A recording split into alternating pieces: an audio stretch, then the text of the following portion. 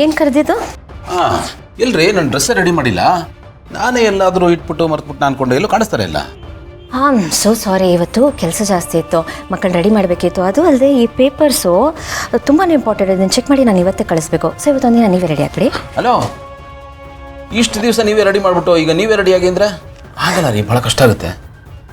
ಗೌತಮರ ಕಷ್ಟ ಆಗಕ್ಕೆ ಅದೇನು ದೊಡ್ಡ ಕೆಲಸನಾ? ಕಬ್ಬಣಂತ ತೆಗಿಯೋದು, ಹಾಕೊಳ್ಳೋದು, ರೆಡಿ ಆಗೋದು ಅಷ್ಟೇ. ಪ್ಲೀಸ್ ಮಾಡ್ಕೊಳ್ಳಿ. ಹಲೋ, ಕೆಲಸ ದೊಡ್ಡದು ಚಿಕ್ಕದು ಅಲ್ಲ. ಇಷ್ಟು ದಿವಸ ನೀವು ಮಾಡ್ತಾಯಿದ್ರಿ, ನೀವೇನೇ ಮಾಡಿದ್ರು ಪರ್ಫೆಕ್ಟ್ ಆಗಿರುತ್ತೆ ಅನ್ನೋ ಲೆವೆಲ್ಗೆ ನಾನು ಅಡ್ಜಸ್ಟ್ ಆಗಿಬಿಟ್ಟಿದ್ದೀನಿ ರೀ. ನೀವು ನನಗೊಂಥರ ಅಡಿಕ್ಷನ್ನು ಬಿಟ್ಟಿರೋಕ್ಕಾಗಲ್ಲ, ಅರ್ಥ ಮಾಡ್ಕೊಳ್ಳಿ. ಗೌತಮರೇ ಪ್ಲೀಸ್, ನೀವು ಅಡಿಕ್ಷನಿಂದ ಆಚೆ ಬನ್ನಿ. ನಿಮ್ಮ ಅಭ್ಯಾಸನ ಸ್ವಲ್ಪ ಚೇಂಜ್ ಮಾಡ್ಕೊಳ್ಳಿ. ಎಲ್ಲದಕ್ಕೂ ನನ್ನ ಮೇಲೆ ಡಿಪೆಂಡ್ ಆಗಬೇಡಿ. ಇಂಡಿಪೆಂಡೆಂಟ್ ಆಗಿ ಮಾಡ್ಕೊಳ್ಳಿ. ನೀವು ರೆಡಿಯಾಗಿ ಒಂದು ನಿಮಿಷ ನಿಂತ್ಕೊಳ್ಳಿ. ಏನು ಮನೇಲಿ ಹೊಸ ರೂಲ್ಸ್ ಅಪ್ಲೈ ಮಾಡ್ತಾ ಇದ್ದೀರಾ? ರೂಲ್ಸ್ ಎಲ್ಲ ಏನಿಲ್ಲ, ನನಗೆ ಕೆಲಸ ಇದೆ, ಅದಕ್ಕೆ ಹೇಳ್ತಿದ್ದೀನಿ. ಪ್ಲೀಸ್ ಮಾಡ್ಕೊಳ್ಳಿ. ಸರಿ, ಅಟ್ಲೀಸ್ಟ್ ನಾನು ಯಾವ ಪ್ಯಾಂಟು, ಯಾವ ಶರ್ಟು, ಯಾವ ಕೋಟು ಹಾಕ್ಕೋಬೇಕು ಅದನ್ನಾದರೂ ಹೇಳ್ಬಿಟ್ಟು. ವಾರ್ಡ್ರೋಬಲ್ಲಿ 2ನೇ ಹ್ಯಾಂಗರಲ್ಲಿ ಲೈಟ್ ಪಿಂಕ್ ಶರ್ಟ್ ಇದೆ, ಗ್ರೇ ಸೂಟ್ ಇದೆ, ಅದ್ರ ಕೆಳಗಡೆ ಅದ್ರ ಮ್ಯಾಚಿಂಗ್ ಪ್ಯಾಂಟ್ ಇದೆ, ಪಕ್ಕದ ಡ್ರಾಯರಲ್ಲಿ ಮ್ಯಾಚಿಂಗ್ ಟೈ ಇದೆ, ಹ್ಯಾಂಡ್ ಕರ್ಚೀಫ್ ಇದೆ, ವಾಚ್ ಇದೆ, ಸಾಕ್ಸ್ ಇದೆ, ಎಲ್ಲ ಇದೆ. ಪ್ಲೀಸ್ ಈಗ ರೆಡಿಯಾಗಿ. ಎಲ್ಲ ಡೀಟೇಲಾಗಿ ಗೊತ್ತು ನಿಮಗೆ. ಇಷ್ಟು ಮಾತಾಡೋ ಬದಲು ನೀವೇ ತೆಕ್ಕೊಡ್ಬೋದಾಗಿತ್ತಲ್ಲ. ಅಲ್ಲ, ಎಲ್ಲೆಲ್ಲಿ ಏನೇನಿದೆ ಅದು ನಿಮಗೂ ಗೊತ್ತಿರಬೇಕಲ್ವಾ? ಎಲ್ಲ ಟೈಮಲ್ಲೂ ನಾನು ಇರಬೇಕು ಅಂತ ಏನಿಲ್ವಲ್ಲ. ಸಾರಿ ನೋಡಿ, ನಂಗೆ ಕೆಲಸ ಇದೆ, ನಾನು ನಿಮಿಷ ನಿಂತ್ಕೊಳ್ಳಿ.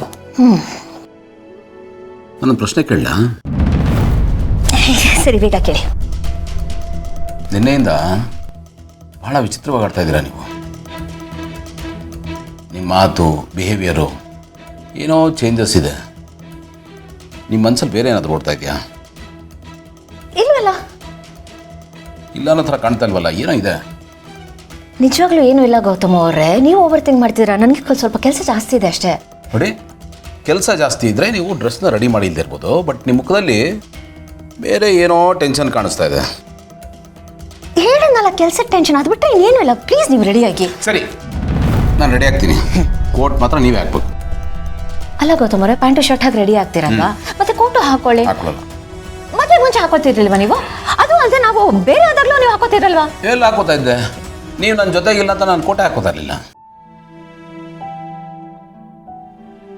ನೀವು ಈ ರೀತಿ ಮಾತಾಡಿ ನನಗೆ ಟೈಮ್ ವೇಸ್ಟ್ ಮಾಡಿಸ್ಬೇಡಿ. ನೀವು ನನಗೆ ಡಿಸ್ಟರ್ಬ್ ಮಾಡಬೇಡಿ. ನೀವು ಹೋಗಿ ರೆಡಿಯಾಗಿ, ನೀವು ಹೋಗಿ. ಹಲೋ, ಯಾಕ್ರೆ ಇಷ್ಟೊಂದು ಸ್ಟ್ರಿಕ್ಟ್ ಆಗಿಬಿಟ್ಟಿದ್ದೀರಾ? ಇದೇನು ಸ್ಕೂಲಾ, ಮನೇನಾ, ಒಂದು ಗೊತ್ತಾಗ್ತಾ ಇಲ್ಲ ನನಗೆ. ಇಷ್ಟು ದಿವಸ ನಾನೇ ಮಾಡ್ತೀನಿ ಅಂತ ಇದ್ರೆ ಈಗ ನೋಡಿದ್ರೆ ಎಲ್ಲ ನೀವೇ ಮಾಡ್ಕೊಳ್ತಾ ಇದ್ದೀರಾ. ಇದೇ ನ್ಯೂ ಟರ್ನು ಇಲ್ಲ, ಎಂಥದ್ದಿಲ್ಲ. ನೋಡಿ, ಈ ಸಣ್ಣ ಸಣ್ಣ ವಿಷಯಕ್ಕೋಸ್ಕರ ನನಗೋಸ್ಕರ ವೆಯ್ಟ್ ಮಾಡಬೇಡಿ. ನೀವು ನಿಮ್ಮ ಅಭ್ಯಾಸನ ಬದಲಾಯಿಸ್ಕೋಬೋದಲ್ವಾ?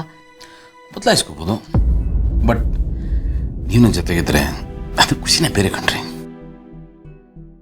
ಗೌತಮ್ ಅವರೇ, ಟೈಮು ಯಾವಾಗಲೂ ಒಂದೇ ಥರ ಇರಲ್ವಲ್ಲ. ಯಾಕೆ ಬೆಳಗ್ಗೆಯಿಂದ ವಿಚಿತ್ರವಾಗಿ ಮಾತಾಡ್ತಾ ಇದ್ದೀರಲ್ಲ? ಯಾಕೆ ಹೀಗೆ ಮಾತಾಡ್ತಾ ಇದ್ದೀರಾ? ಏನೋ ಸಬ್ ಟೆಕ್ಸ್ಟ್ ಇರೋ ಥರ.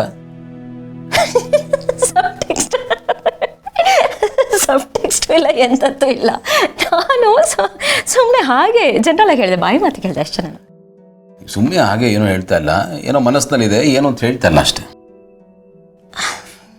ಗೌತಮ್ ಅವರೇ, ನನ್ನ ಮನಸ್ಸಲ್ಲಿ ಏನೂ ಇಲ್ಲ. ನೀವು ಅನಾವಶ್ಯಕವಾಗಿ ಟೆನ್ಷನ್ ಮಾಡ್ಕೋತಿದ್ದೀರ ಅಷ್ಟೇ. ಭೂಮಿಕಾ, ಇಷ್ಟು ವರ್ಷದಿಂದ ನಿಮ್ಮನ್ನು ನೋಡ್ತಾ ಇದ್ದೀನಿ. ನಿಮ್ಮ ಮುಖ ನೋಡಿದ್ರೆ ಗೊತ್ತಾಗುತ್ತೆ ನೀವು ದುಃಖದಲ್ಲಿದ್ದೀರಾ, ಸಂತೋಷವಾಗಿದ್ದೀರಾ, ಏನಾದರೂ ಕಾಡ್ತಾ ಇದೆಯಾ ಅಂತ.